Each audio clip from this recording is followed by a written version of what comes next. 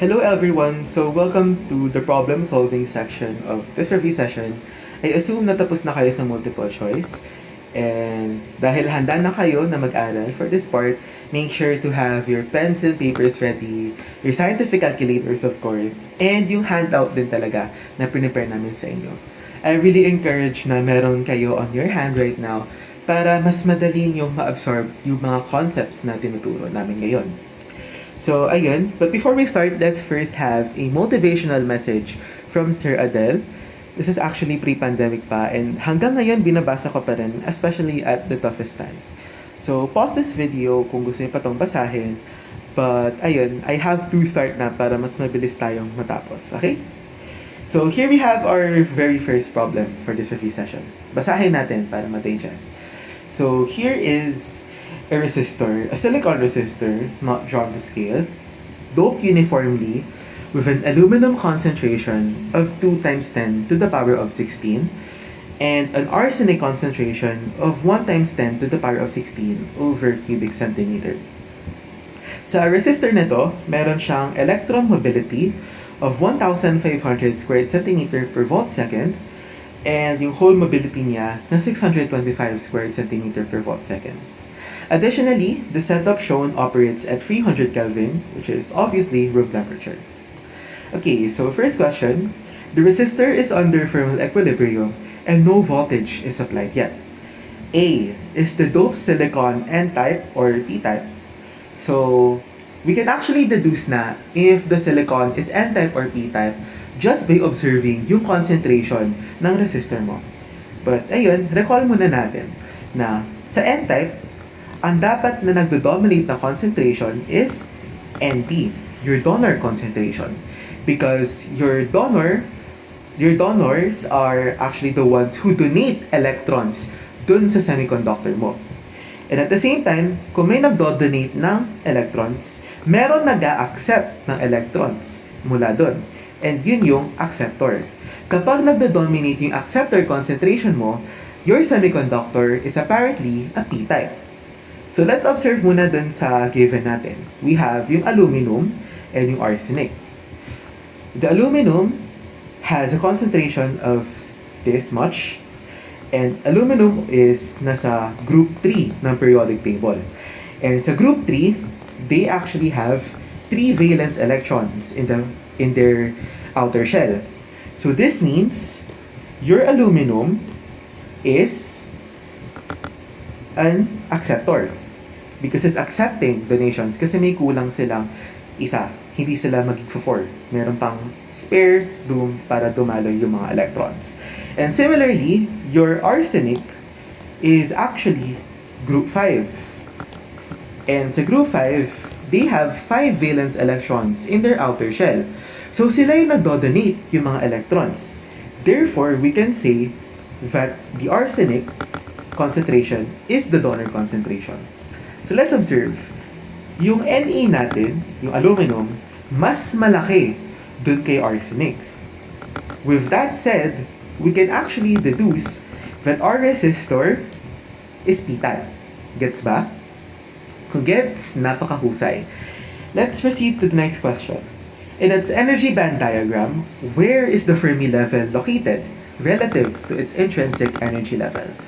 So, para mas madali natin intindihin tong problem nito, let's start by drawing yung energy band diagram niya.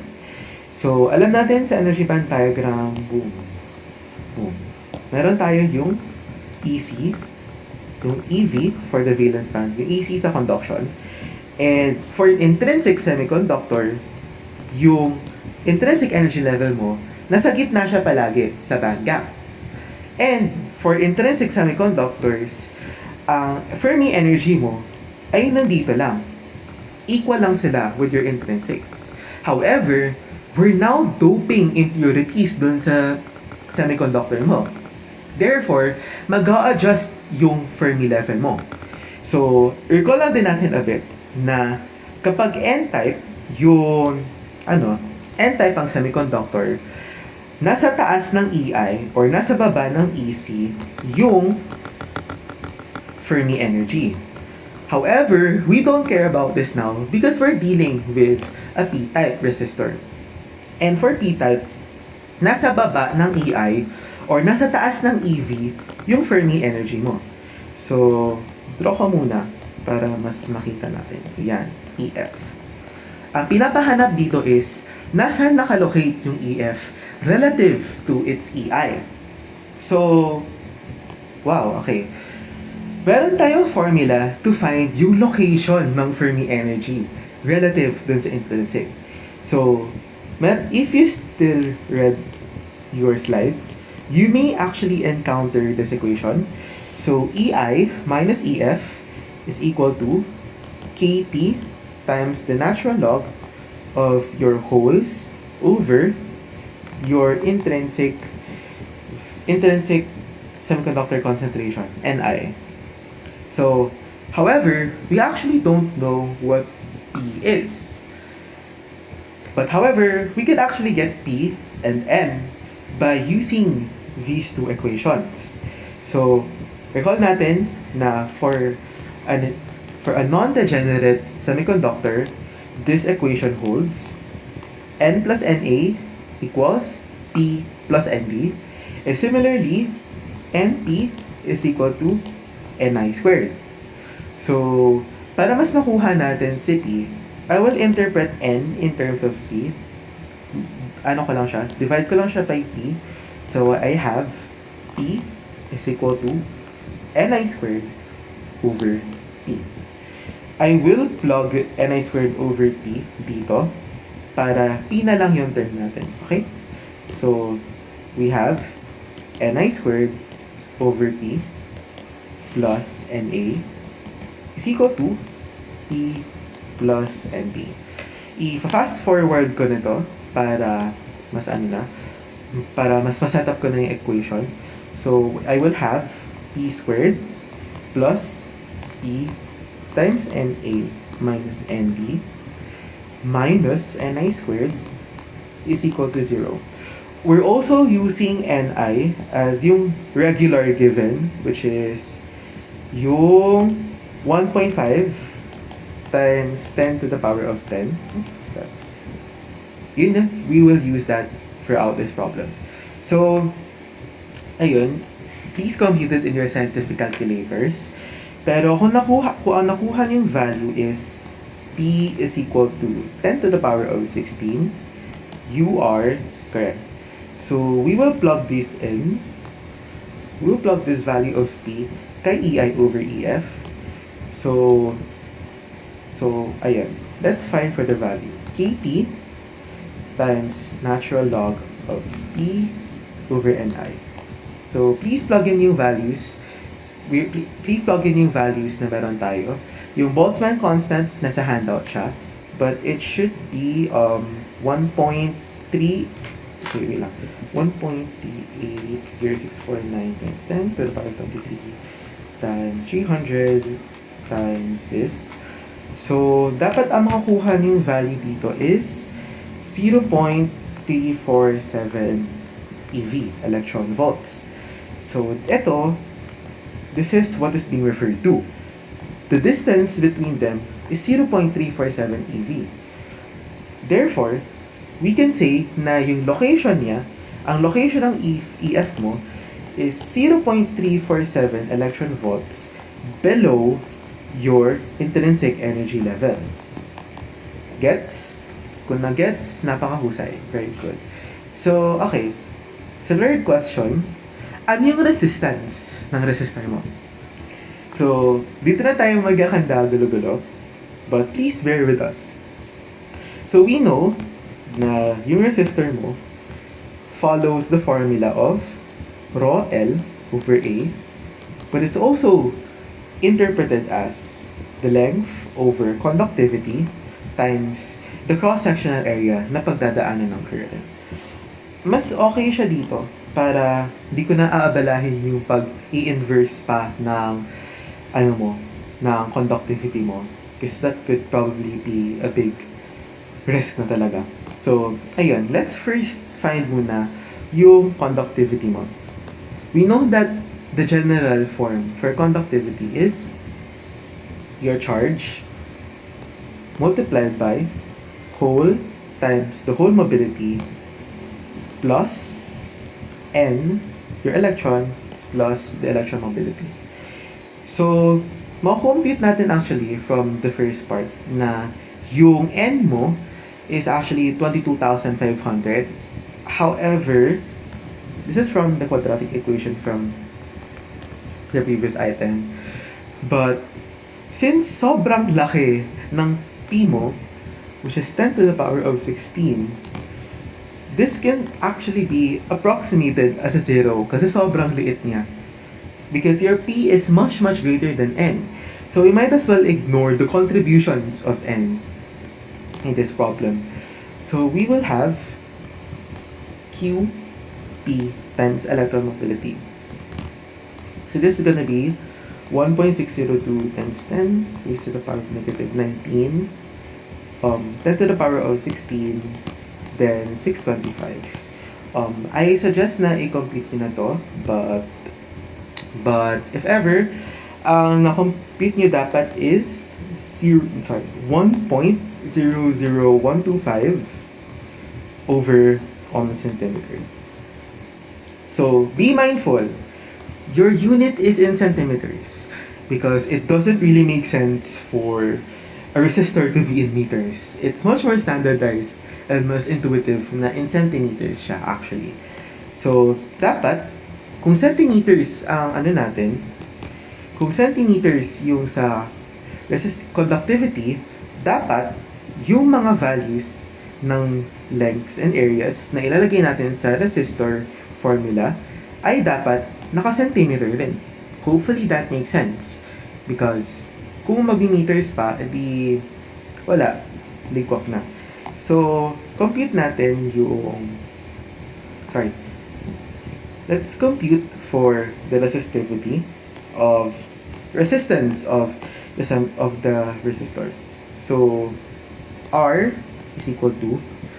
Ito na gagamitin natin para mas madali, okay? So, yung length niya, you have 10,000, tama ba? 1,000 micrometers. Mas madali ata siguro na i-convert na natin siya to centimeters, no? Kasi I don't want to bother with that large, with that small. Convert na natin siya para mas madaling mag-cancel out. So, ang conversion natin is to micrometer, it's 10 raised to negative 4 centimeters. Para mas, ayan, this is the conversion, if di niyo pa alam. So, let's convert na natin siya. So, 1,000 times 10 raised to negative 4, yung length, times yung conductivity mo, 1.00125, then, yung area, cross-sectional area, which is 1 micrometer and 10 micrometers. So, I will write this na lang in this case para hindi ako pabalik-balik sa cycle na nagko-convert. So, please plug this in your calculators. Anong makukuha niyo?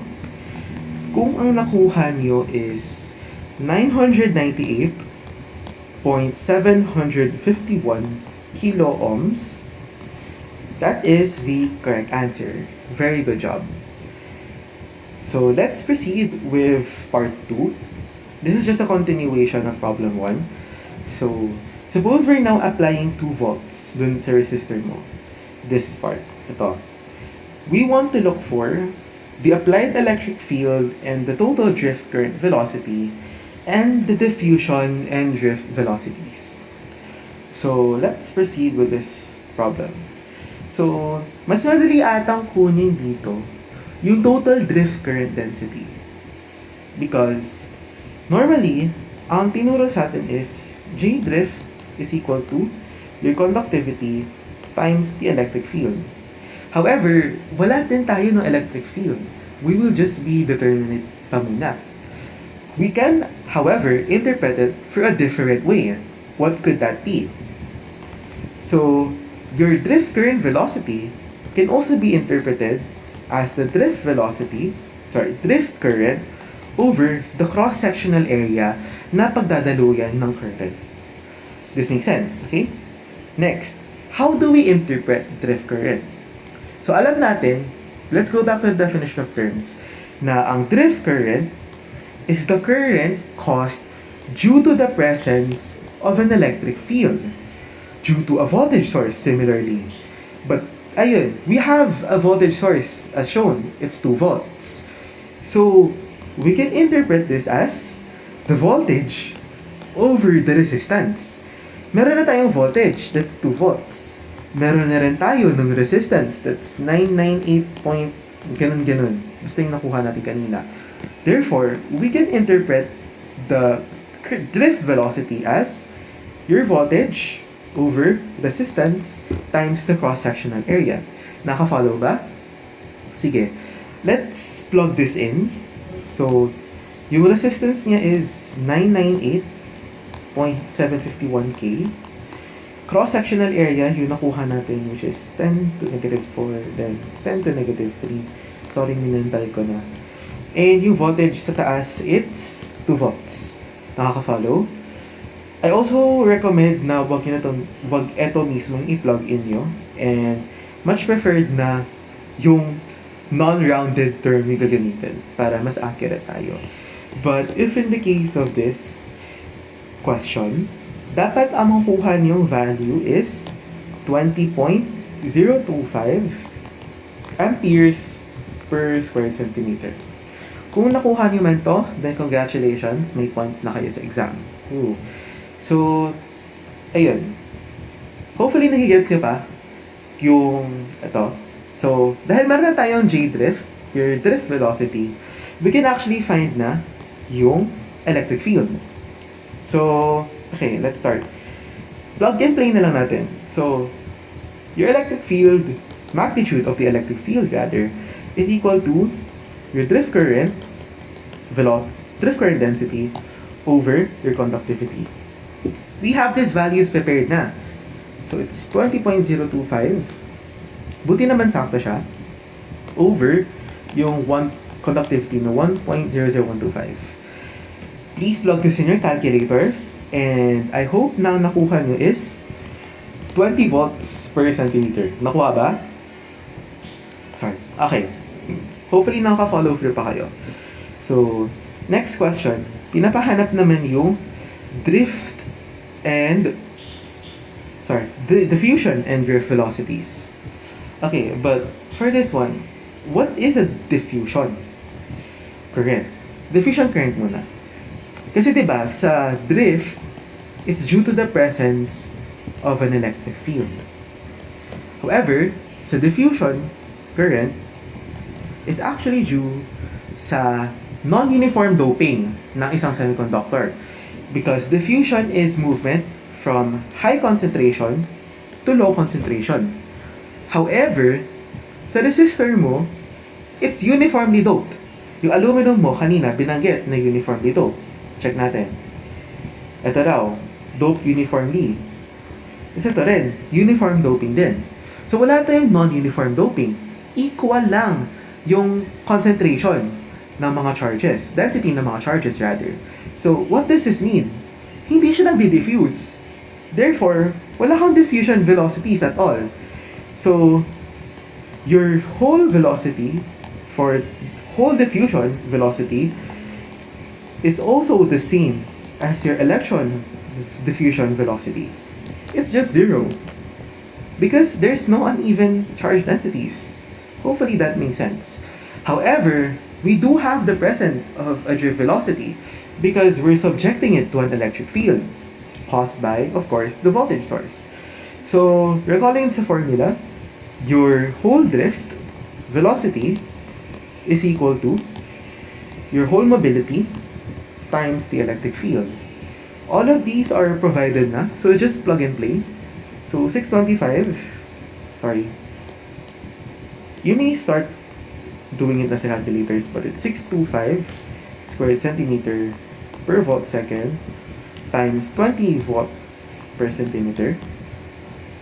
You should be able to get 1.25 times 10 to the power of 4 centimeters per second.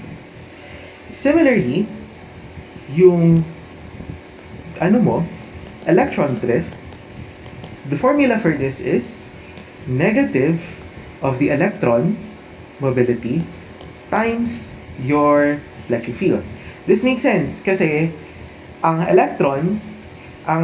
yung electrons mo, they move opposite the electric field. Meanwhile, yung holes mo, they move in parallel. It follows the direction of the electric field. So, that's why sa VN mo, negative. In case di nyo pa rin ma-process kung bakit may negative. So, ayun. Plug and play lang din ulit. So, you have 1,500 squared centimeter per volt second times 20 volts per centimeter. Ang magiging sagot lang dyan is negative 3 times 10 raised to 4 centimeter per second. Kung nakuha niyo naman to lahat while solving, then I congratulate you. So, ayan. This concludes the end of the first problem. Ayan. Please watch next yung video for the second problem. Thank you!